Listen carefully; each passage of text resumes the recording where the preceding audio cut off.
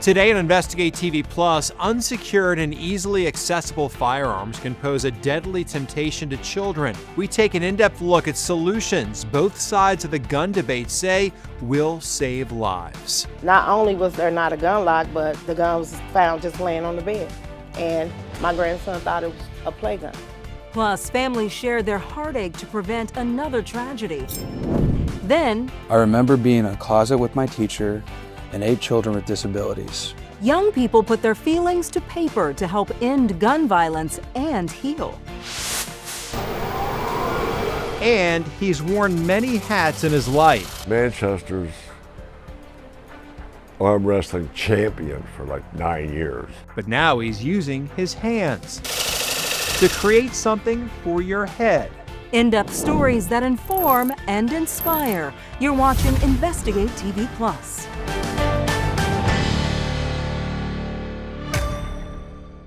A woman in the mid-state is being held responsible after she left a group of children in a room with a gun. Got a hold of a gun and accidentally shot himself Wednesday afternoon. He died from his injury. Officers say they responded to reports of a shooting involving a 6-year-old. Horrific, tragic, and avoidable. Heart-wrenching headlines about accidental shootings involving children, but even more unfortunate, experts say a majority should have never happened.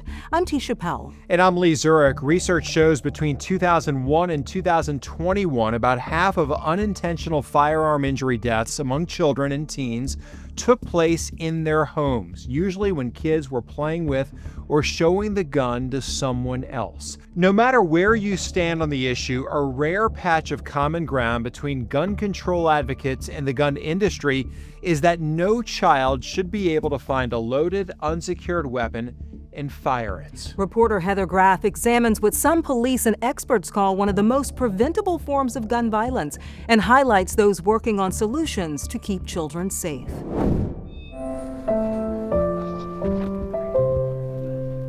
Twinkle, twinkle, little star. Sky McCord's personality shines bright. She's definitely a ray of sunshine. She is so sweet. You're my sunshine. Her aunt, Dorothy Grigg, says her little niece is full of life now. But on a cold Valentine's Day in 2024, Sky became part of a troubling national statistic. Our life has changed completely due to this incident. Michigan prosecutors say that evening, then 3-year-old Sky found a loaded revolver in the bedroom of her father's home and pulled the trigger. The bullet pierced her right eye and exited through her skull. Sky was rushed to the hospital and underwent emergency surgery to save her life. Doctors warned her family they should prepare for the worst. They told us they didn't know if she would even come out of the coma, that she could possibly be a vegetable. According to reports compiled by firearms safety advocacy group Everytown, nearly every day a person is shot in the U.S. because a child has accidentally fired a gun, and children under 6 are more likely to be victims. For those who do survive their injury, many are left with long-term health consequences, including problems with memory, thinking, physical disability, and chronic mental health conditions such as post-traumatic stress disorder. The effects of the shooting can also leave families and extended communities facing grief, regret, and years of physical and emotional consequences. Feelings Francine Strain knows all too well. You're crying over the one that you lost, and then you're trying to love on the one that accidentally did it. In March 2022, Francine lost her 12-year-old grandson LaFrance to an accidental shooting. She says LaFrance and his siblings were at a family member's house when LaFrance's 10-year-old brother found a loaded gun and shot him. Not only was there not a gun lock, but the gun was found just laying on the bed. And my grandson thought it was a play gun. And he picked it up, and that's what happened. Following her grandson's death, Francine made it her mission to protect other children and ensure no other family went through the same pain she's endured. She founded Long Live La France, an organization meant to honor her grandson's life and provide gun locks and gun safety education to families. Strain says she finds peace in helping people learn more about the dangers of leaving guns unsecured in homes, especially those with children. It's like a therapy for me. Whenever I give out a gun lock, it's like a therapy, hopefully this gun lock may save someone's life. Experts say another part of saving lives involves conversations. Lieutenant Justin Nichols with the St. Louis County, Missouri Police Department says when it comes to gun safety, it's critical for family members to hold each other accountable. Anytime you bring a firearm in the home, you have to address that with your children. It changes the dynamics of your home. There is a curiosity factor with firearms, especially with children. He says it's important to respect guns, not fear them. And proper gun education that focuses on training gun owners in safe handling and storage is the key. You can't just keep it away, per se, and just think that nobody is going to have a desire to go seek it out. We have to train each other on it and educate properly. Back in Michigan, Sky has undergone several brain surgeries, and she had to learn how to walk and talk again. In July 2024, more than 5 months after the shooting, doctors replaced her eye with a prosthetic, hand-painted hazel to match the left one. Her aunt says, thankfully, Sky has no memory of the shooting. Every day she gets a little bit better. I'm 4 years old. I'm 4 years old. And now, when the little girl looks in the mirror, she sees a reflection. I'm beautiful. Of a survivor. Yeah, I'm beautiful. Sky's father, Michael Tolbert, became the first person charged under Michigan's safe storage law. The measure went into effect the day before Sky shot herself. The law requires gun owners to keep their weapons safely stored when they know a child will be on the premises. Under Michigan's safe storage law, the owner of the premises is responsible if there's a minor child there, and the owner of the firearm is also responsible. So there is no excuse. You have to lock up a firearm and safely store it if there's a minor present. Along with Michigan, more than 24 other states and Washington, D.C. have adopted either secure storage or child access prevention laws.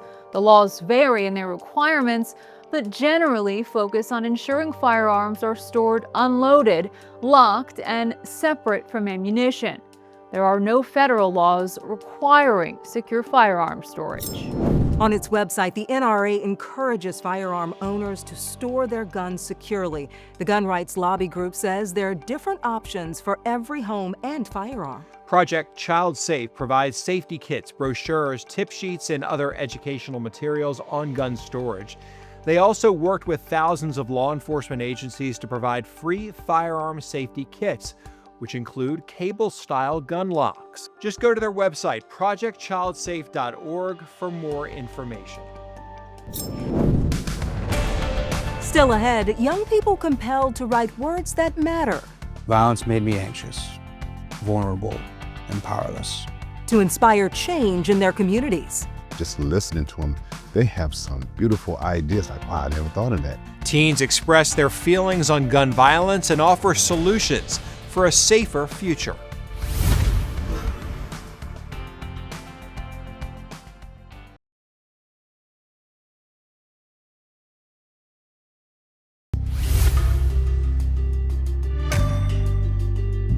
It's going to take more than words to fight gun violence, but sometimes words can lead to solutions. Since 2020, firearm injuries remain the #1 cause of death for children and adolescents, and experts say the effects extend well beyond the physical harm caused by bullets.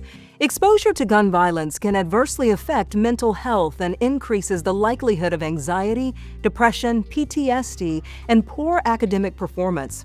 However, interventions such as mentoring can help promote mental well-being. Reporter Ann Emmerich shows us how a foundation provided teens with an outlet to express their feelings. On February 7th, 2023, at 9:03, I was directly impacted by a hoax call stating that there was a shooter in my high school. Zachary Barker reads his essay about violence. I remember being in a closet with my teacher and 8 children with disabilities. He starts with a swatting incident at Okemos High School. In the moment, I had to be brave, compassionate, and I had to lead. The school on lockdown after someone called in a phony report of an active shooter. It was tough, reflecting back on it, because it was very much a traumatic experience. A traumatic experience just days before Barker experienced real-life gun violence.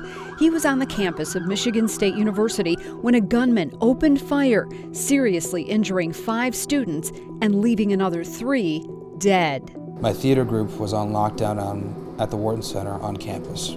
Instantly, I was reliving my trauma again. Not knowing if you're going to live or die within the next few minutes was horrifying. Violence made me anxious, vulnerable, and powerless. But it also made me angry, and someone has to make it stop. These are 2 brothers. They got the younger sister part of it too. This is their younger sister. Michael McKissick has been working nearly 10 years to make it stop. His foundation, Mikey 23, keeps kids off the streets and busy rehabilitating homes. It's named for his son, who was just 23 when he was gunned down. His killer never brought to justice. You know, that's still emotional and stuff, because still we don't have any closure. So the writing aspect of it, of everything, is very, very helpful for me and my family. A family finding peace by giving back and inviting kids to join the conversation. McKissick's daughter came up with the idea to start a scholarship contest, and the essays came rolling in. Sadly, myself as well as the majority of the people in my generation have been so desensitized to these horrid acts that we define as violence, that I often have to remind myself that violence isn't normal, and that violence is something that is happening too much and talked about too little, especially in our African American communities. Just listening to them, they have some beautiful ideas, like, wow, I never thought of that. That's because they're dealing with their peers because of that age factor. The common thread is when you own a gun, try to have safety around that gun. McKissick encourages all of the kids in his program to put their thoughts on paper. Some of the writers revealing they've actually held a gun. Others worried they can't trust the police. Some of them experience gun violence in their family. Some of them know individuals that got shot or know or heard about it. And so when these are young kids, again, you know, I get emotional because I know that I experienced from Michael being murdered. Zachary Barker's essay won the contest in 2024. He's now a student at Michigan State University and says reading it again brought back the emotion and his commitment to help others. The recovery part after a traumatic event can either make or break people. And my hope is that I can help people live through that and move on with their lives. It's been nearly 3 years since Reese Robinson's essay won the contest. She's now a junior at the University of Michigan studying political science. She hopes to use her knowledge to create policies to crack down on guns. I am for people having the right to own guns, but having the right to own them, you know, with regulation. A generation all too familiar with gun violence, putting words on paper to help and heal. So this is a huge step forward, but it also could help someone else who has been through the same thing or been through worse situations to know that you're not alone. In June 2025, Isaiah Thomas won the 2025 Mikey 23 essay contest. Isaiah wrote about his own experience with abuse and violence within his family, his anxiety, and how he ended up in a court-ordered school for truancy. In his essay, Isaiah said, quote, "These experiences, however, do not define me. Instead, it has fueled my determination to pursue law enforcement, a career where I can make a direct change. I plan on stopping violence in my community by becoming a police officer, serving with compassion." He went on to say, "I refuse to be a bystander in the face of violence." In Lansing, Michigan, I'm Ann Emmerich. These essays are so important. It's so great sometimes to put things like that into words. It's part of the healing process, too. Exactly. And these are real kids that have experienced some terrible things, and they're traumatized by it, and it's good to talk about it. Definitely is. Still ahead, a craftsman has no intentions of hanging up his hat anytime soon. You gonna be doing this at 90? Hopefully 99. I'm shooting for 99. We take you inside his workshop where he carves out wearable works of art. But first, this is not your dad's or even your school lunch. We step behind the serving line to catch a glimpse of modern-day school meals.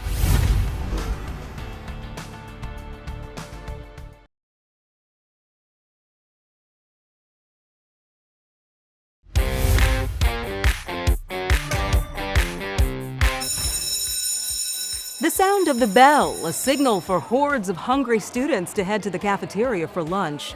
When many of us were in school, the menu may have included a slice of square cheese pizza with flecks of pepperoni, a small carton of chocolate milk, and if you were lucky, an ice cream cup with a wooden spoon. Hungry yet? Maybe not. It could have depended on the day of the week. Yeah, in 1946, President Harry Truman established the National School Lunch Act. Since then, meals served in school cafeterias across the country have evolved. In 2025, USDA standards known as the meal pattern require a balance of 5 components: fruits, vegetables, grains, protein, and milk. Schools must also adhere to limits on calories, saturated fats, sodium, and trans fats. With these strict standards, it may sound like there's not much room for flavor or variety. But a school in Georgia keeps lunch healthy and gives students a wide array of dishes, including items that reflect the district's diverse student population. Reporter Joshua Skinner grabs a plate. Chef David Garcia knows his way around a kitchen. I love baking. Sourdough is my preference. But bread is not on the menu. What I'm doing here is actually making a homemade pastry cream. Today is more like a discovery, because he's not cooking in a restaurant per se,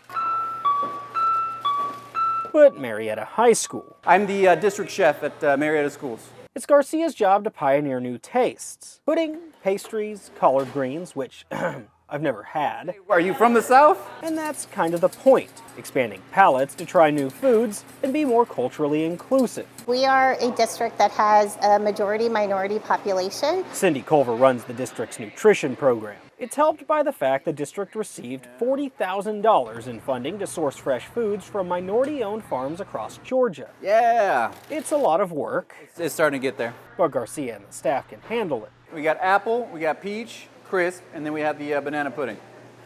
All right, let's start out with banana pudding. All right. Even though it all might sound extravagant for school food, it's not that anymore. So get with the times and learn something new. That's what school is all about. If I want to make any change, for the school system, this will be the way to do it. Up next, from the sawmill to the millinery making hats. That looks like it might fit me. Yeah, that works a little better. An artist tries a different cap on for size.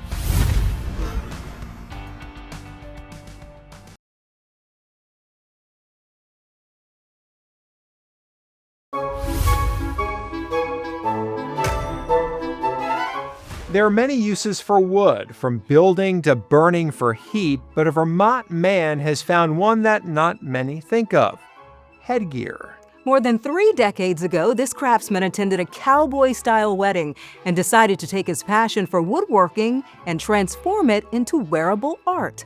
Reporter Joe Carroll tries one on for size.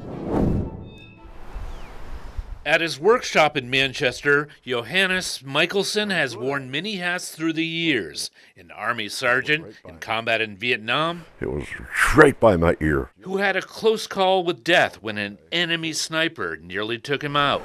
Yeah. He's been a carpenter with bulging biceps. I was Manchester's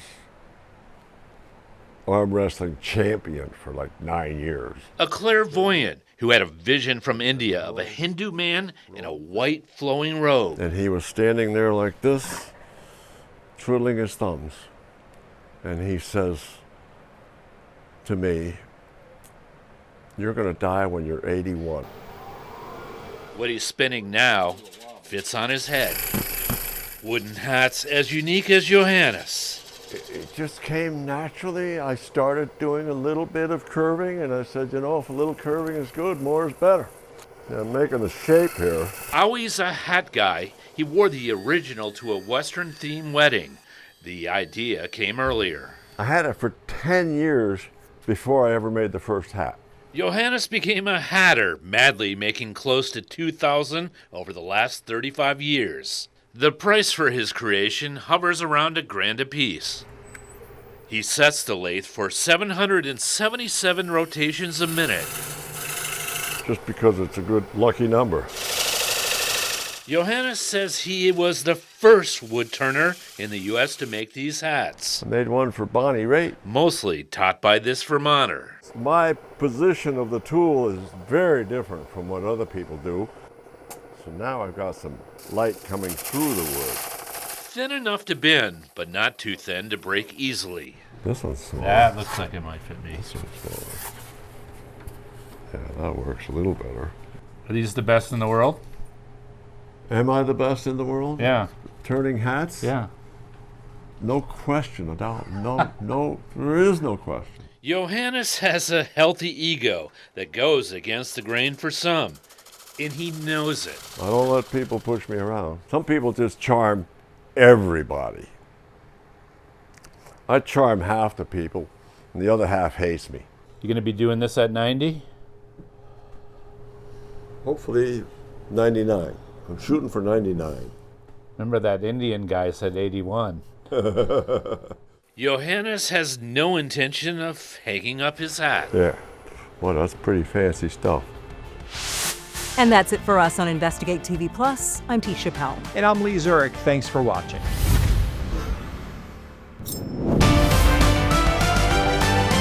On the next Investigate TV Plus, rural hospitals are a lifeline for those who live in and near those communities. For me to be living right here, and if I get real sick, I got to go to Birmingham or Tuscaloosa, and you got a hospital right here. We share patients' concerns and reveal how slow and spotty internet service can contribute to rural hospital closures.